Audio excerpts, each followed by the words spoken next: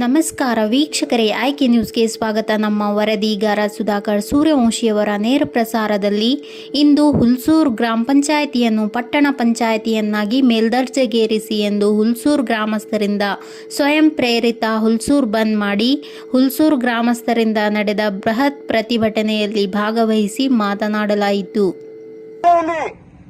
ರಾಜಕೀಯ ಮಾಡಿದರೆ ನನಗೆ ಗೊತ್ತಾಗ್ತದೆ. ಇಲ್ಲಿ ಕೆಲ ಯುವಕರು ಕೆಲವು ದಿನಗಳಿಂದ ಈ ಹೋರಾಟನ ರೂಪರೇಷಣೆ ಮಾಡಿ ಹೋರಾಟಕ್ಕೆ ತಯಾರಿ ಮಾಡಿದ್ದಾರೆ. ಈ ಹೋರಾಟ ಸಂಪೂರ್ಣ ಇವತ್ತು ಬಂದಾಗಿ ಯಶಸ್ವಿಯಾಗಿ ಇವತ್ತು ಈ ಪ್ರತಿಭಟನೆ ನಡೀತಾ ಇದೆ. ಇವತ್ತು ಸರ್ಕಾರದ ಮಾನ್ಯ ಮುಖ್ಯಮಂತ್ರಿಗಳು ಈ ಗಡಿ ಭಾಗದಲ್ಲಿರ್ತಕ್ಕಂಥ ಹುಲ್ಸೂರನ್ನ ತಾವು ಒಂದ್ಸರಿ ಕಣ್ಬಿಟ್ಟು ನೋಡಿ ನಮ್ಮೇಲೆ ಈ ಭಾಗದ ಜನರಿಗೆ ಒಂದು ಜನರ ಅಭಿವೃದ್ಧಿಗಾಗಿ ಈ ಹುಲ್ಸೂರು ಭಾಗವನ್ನ ಈ ಹುಲ್ಸೂರು ಪಟ್ಟಣ ಪಂಚಾಯಿತಿಯನ್ನ ಶೀಘ್ರವಾಗಿ ಘೋಷಣೆ ಮಾಡಬೇಕಂತ ಹೇಳಿ ಸಂದರ್ಭದಲ್ಲಿ ಒತ್ತಾಯ ಮಾಡ್ತೇನೆ. ಬಂಧುಗಳೇ, ಹಲವಾರು ವಿಷಯಗಳನ್ನು ಮಾತಾಡಬೇಕಾಗಿತ್ತು. ಆದ್ರೆ ಇವತ್ತು ನಾವು ಯಾರ ವಿರುದ್ಧವೂ ಮಾತಾಡದೇನೆ, ಯಾವುದೇ ಪಕ್ಷಪಾತ ಮಾಡದೇನೆ ಇವತ್ತು ನಮಗೆ ಬೇಕಾಗಿರೋದು ಹುಲ್ಸೂರು ಪಟ್ಟಣ ಪಂಚಾಯಿತಿ.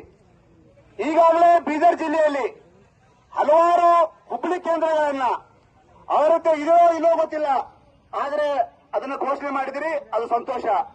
ನಾವು ಯಾವ ಘೋಷಣೆ ಮಾಡಿದ್ರಿ ಅಂತ ನಿಮಗೆ ಕೇಳಲ್ಲ. ಆದ್ರೆ ಹುಲ್ಸೂರು ತಾಲೂಕಾ ಕೇಂದ್ರವಾಗಿರೋದ್ರಿಂದ ಇಲ್ಲಿ ಈಗಾಗಲೇ ತಹಸೀಲ್ ಕಾರ್ಯಾಲಯವಿದೆ, ತಾಲೂಕಾ ಪಂಚಾಯತ್ ಕಾರ್ಯಾಲಯವಿದೆ, ಎಲ್ಲಾ ಅಧಿಕಾರಿಗಳ ಕಾರ್ಯಾಲಯ ಇದ್ರೂ ಕೂಡ ಇವತ್ತು ಪಟ್ಟಣ ಪಂಚಾಯತ್ ಆಗ್ಲಿಕ್ಕೆ ಆಹಾರ ಕೂಡ ತಾವು ಕಡೆಗಣಿಸ್ತಾ ಇದ್ದೀರಿ. ಹೀಗಾಗಿ ಯಾವುದು ರಾಜಕೀಯ ದುರದೃಷ್ಟವೋ ಅಥವಾ ನಮ್ಮ ದುರದೃಷ್ಟವೋ ಗೊತ್ತಿಲ್ಲ. ಹೀಗಾಗಿ ಇನ್ನೊಮ್ಮೆ ಮತ್ತೊಮ್ಮೆ ಯಾವುದೇ ರಾಜಕೀಯ ಬೆರೆಸೋನೆ ಬರೀ ಹುಲ್ಸೂರು ತಾಲೂಕಾ ಅಂತೇಳಿ ಘೋಷಣೆ ಆಗಿದೆ.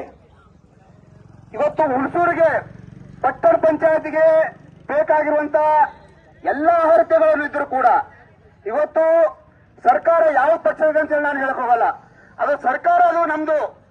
ಹೀಗಾಗಿ ಇಲ್ಲಿಂದ ನಮ್ಮ ಸೌಮ್ಯ ಸ್ವಭಾವದ ಒಂದೇನೋ ನಮ್ಮ ಪೌರಾಣಿಕ ಸಚಿವರಿದ್ದಾರೆ ರಹೀಂ ಖಾನ್ ಸಾಹೇಬರು, ಇವತ್ತು ದಯಮಾಡಿ ಈ ಹೋರಾಟ ಮುಖಾಂತರ ನಿಮ್ಮನ್ನ ಕಳಕಳಿಯಿಂದ ಕೈ ಮುಗಿದು ಈ ಗಡಿ ಭಾಗದಲ್ಲಿರುವಂತಹ ಹುಲ್ಸೂರನ್ನ ಬರೀ ಪಟ್ಟಣ ಪಂಚಾಯತಿ ಆಗಿ ಮಾಡಲಿಕ್ಕೆ ಆಹಾರ ಇಲ್ಲ, ಇದು ಪೂರಸಭೆ ಆಗಲಿಕ್ಕೆ ಆಹಾರ ಅಂತ ಹೇಳಿ ಈ ಸಂದರ್ಭದಲ್ಲಿ ನಿಮಗೆ ನಾನು ಒತ್ತಾಯ ಮಾಡಕ್ಕೆ ಇಷ್ಟಪಡ್ತೇನೆ. ಬಂಧುಗಳೇ, ಆತ್ಮೀಯರೇ,